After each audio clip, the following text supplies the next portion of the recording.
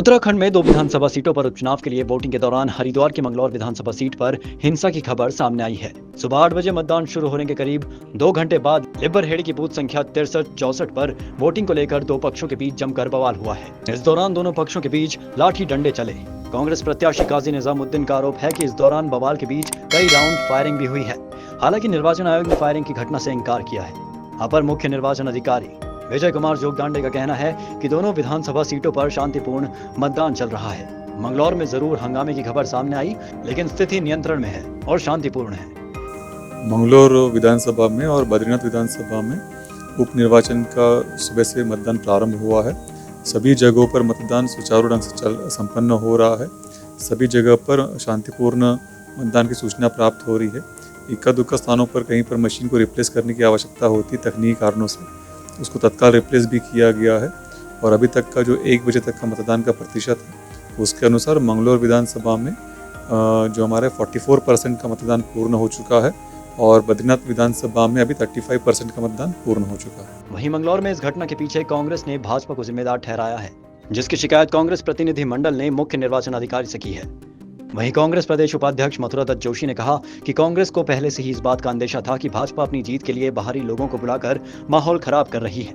इस मामले में कांग्रेस के एक डेलीगेशन ने मुख्य निर्वाचन अधिकारी से घटना की शिकायत की है और दोनों बूथ पर दोबारा मतदान की मांग की है। जो मंगलौर विधानसभा के अंतर्गत लिब्बरहेड़ी मतदान केंद्र में जो सुबह घटना घटी है, उस घटना के संबंध में हम चुनाव आयोग में आए थे। हमने उसकी विस्तृत शिकायत चुनाव आयोग में की है और दोषियों के खिलाफ कार्रवाई करने की बात भी की है और जिन लोगों ने षड्यंत्र के तहत इस घटना को अंजाम दिया उनके खिलाफ भी कार्रवाई करने की बात की है। और दोनों मतदान केंद्र, लिब्बरहेड़ी के दोनों मतदान केंद्रों पर 53 और 54 में हमने 63 और 64 में हमने दोबारा मतदान कराने की मांग की है और आयोग ने हमसे कहा कि हम आपके प्रार्थना पर गंभीरता से विचार करेंगे। वहीं भाजपा ने भी मुख्य निर्वाचन अधिकारी से मुलाकात कर शिकायत दर्ज करवाई है। साथ ही कांग्रेस पर पलटवार करते हुए कहा है कि भारतीय जनता पार्टी मंगलौर में बड़ी जीत की तरफ है, जबकि कांग्रेस हताश में भाजपा पर आरोप लगा रही है।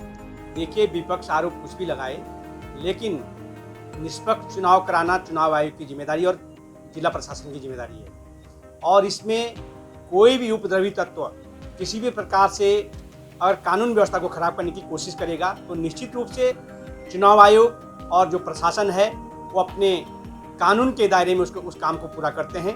और मुझे लगता है जिस प्रकार से कांग्रेस और पूरा विपक्ष इस तरह के माहौल बनाने की कोशिश कर रहा है तो ये गलत है। किसी को भी कानूनी उसके साथ कोई समझौता करने की कोई छूट नहीं दी जा सकती है, इसलिए कानून अपना काम कर रहा है।